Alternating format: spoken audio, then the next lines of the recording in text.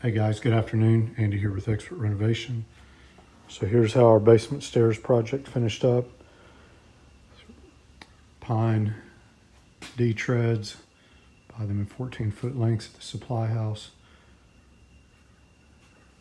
Spruce risers, trimmed everything off flush. They're going to be finishing this wall out.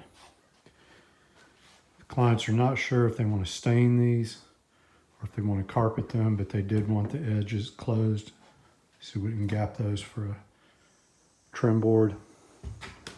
I'm going to case that out on the end, do a metal railing.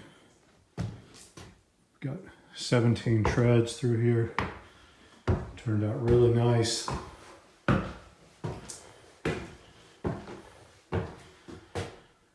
Everything the way it should be. We used NP1 to seal everything down. Obviously install your riser first. Boxes the tread in, gives it a nice tight look. These folks have lived with a construction staircase since they built the house in '92.